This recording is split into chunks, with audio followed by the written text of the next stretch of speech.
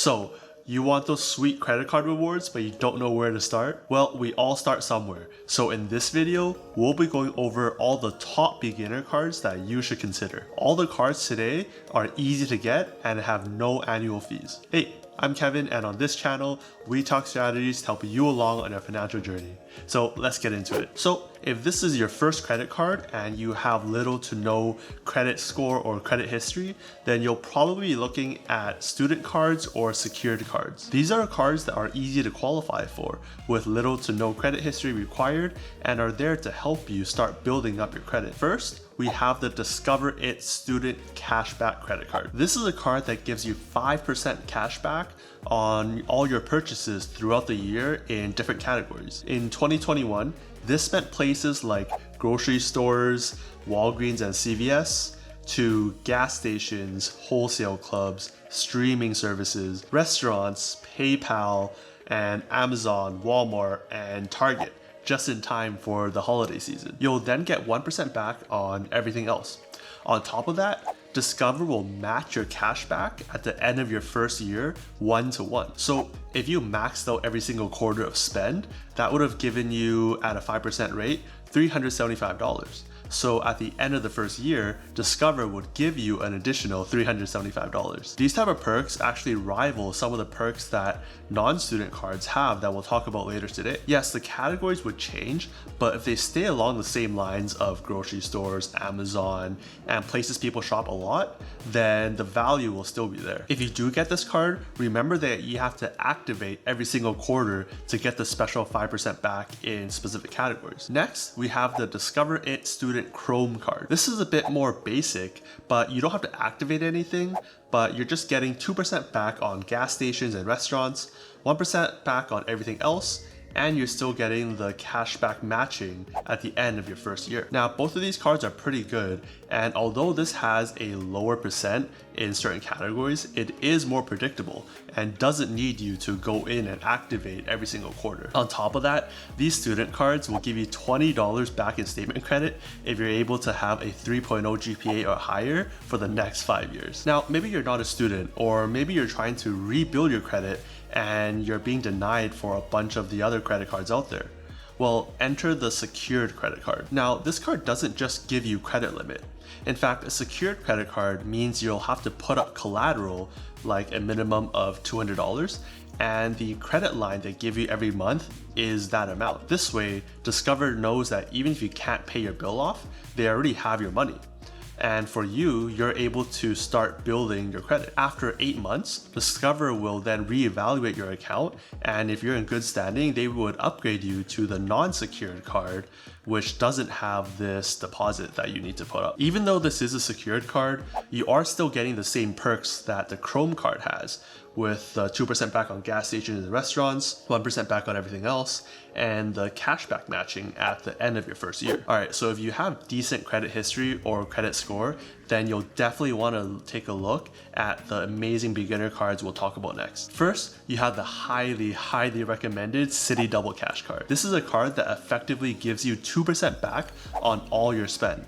1% when you spend, and the other percent when you pay off the bill. No maximum, no restrictions, no specific categories you have to spend on, just spend overall. This is why I say you should at least be getting 2% back on all your spend, because especially with a $0 annual fee card like this, you're leaving money on the table if you're using cash or debit instead. If you don't have your debt under control, or you don't have as much discipline when it comes to credit cards, then just avoid credit cards overall, because the 2% may not be worth it. Next, you have the City Custom Cash card, which is a new card that came out earlier this year and is a great complement to the Double Cash. With the Custom Cash, you're getting 5% back on spend in specific categories, up to $500 of spend every single month. These categories can include restaurants, gas stations, select travel, transit, streaming services, drugstores, home improvement stores, fitness clubs, and live entertainment. The nice part about this is that it's automatic.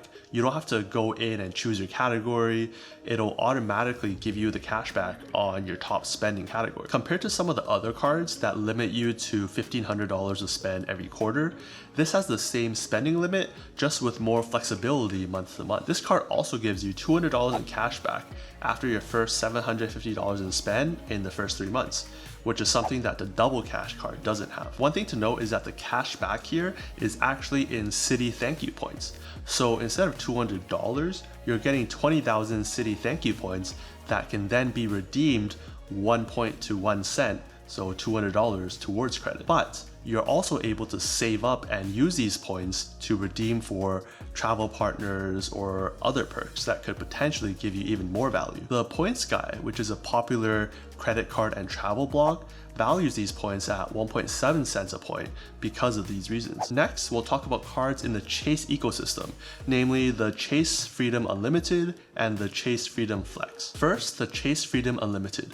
This is a card that gives you 5% back in travel booked through the Chase portal, 3% back on dining including takeout and delivery, 3% on drugstores, and 1.5% back on everything else. For a card in the Chase lineup, the 1.5% back on everything else is a pretty good cash out card. Yes, it's not 2%, but because you're getting this cash back through Chase points, that puts it at a higher valuation. Now, I have a more thorough breakdown of the Chase ecosystem up in the corner, but according to the Points Guy, they value Chase points at 2 cents a point, which is the same valuation that I have. The big reason is that the points collected from this card can be combined with the points that you get from the higher tier cards, like the Chase Sapphire Preferred or the Chase Sapphire Reserve, and can be redeemed through the Pay Yourself Back program for as high as 1.5 cents a point. But even better is the ability to transfer these points and redeem them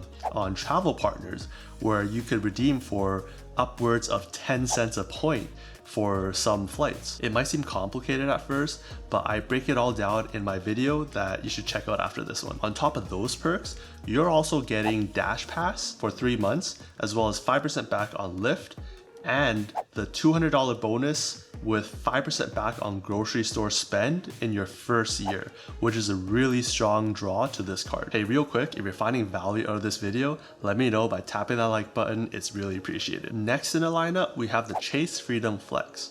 Now, I won't go over all the details of this card because I have a full video breaking it down on why I think it's the best no annual fee card up in the corner. But let's go over some of the very basics. You're getting 5% back on different bonus categories throughout each quarter, 5% back on travel through the portal, 3% back on dining takeout, 3% back on drugstore purchases, and 1% back on everything else. So essentially, comparing this to the other card, you're getting the 5% back on bonus categories every quarter instead of the 1.5% back on your catch-all. In my opinion, I kind of value the 5% on bonus categories more because the categories similar to the Discover ones are pretty useful. For example, in this quarter of 2021, the category includes PayPal, which is basically a payment method for a ton of services out there anyways. And of course, you're also getting the $200 sign-up bonus, the 5% on groceries in the first year, and have this cashback paid out in Chase points. The one additional benefit of this card over the Unlimited is that you're also getting cell phone protection, where they're giving you $800 per claim or $1,000 per year against theft or damage for phones with a $50 deductible if you're paying for the monthly bill with this card. It's a pretty useful perk to have, especially if you're kind of clumsy or you break your phone a lot. Again, the points earned with these cards could be valued at way more than 1 to 2 cents a point, which is why I find it so valuable. Lastly, an honorable mention I want to talk about is the American Express ecosystem, specifically the Blue Cash Everyday card. This card also gives you the $200 as a sign-up bonus, but in terms of cash back, you're getting 3% back on groceries up to $6,000 a year, 2% on gas, and 2% on department stores. Now, this is an amazing card, but American Express has a partnership with Nova Credit. So if you have credit in countries like the UK, India, Mexico, Canada, or Australia, you can leverage credit history there in order for you to get cards in the US. This is awesome for newcomers to the US, especially if you have amazing credit already and can leverage that to immediately jump to the higher tier cards like the American Express Gold or the American Express Platinum, which could net you thousands of dollars in perks, which I cover in my video up in the corner and down in the description. Out of all of these beginner credit cards, in my opinion, if you can, go with the Chase cards. That, or if you have foreign credit in a country that's supported, the American Express ecosystem is also really good. That's because both the American Express and the Chase ecosystems are, in my opinion, the top 2 point ecosystems out there. That's because of how flexible these points are and how many amazing travel partners they have that you can transfer to and redeem for higher value. For example, one of the aspirational trips that I want to take is going round trip to Asia. And I can do this in business class, redeeming my points at 10 cents a point, or in first class, redeeming them at 18 cents a point. That blows the 1 to 2 cents a point out of the water. In either case though, as a beginner, make sure you're at least getting 2% back on all of your purchases. But even before that, get a credit card as soon as possible so you can start the clock and get your credit history building. If you want to know more on how to build your credit score, check out my video where I talk about that up in the corner and down below. I'll also link some videos down below where I go over some other awesome credit cards. Remember, with credit cards, avoid them if you're unable to pay off your bill every single month, because I consider that a blocker before even starting to be in the whole credit card game. Anyways, thank you so much for watching till the end, and as always, invest safe, spend safe, and see you in the next one.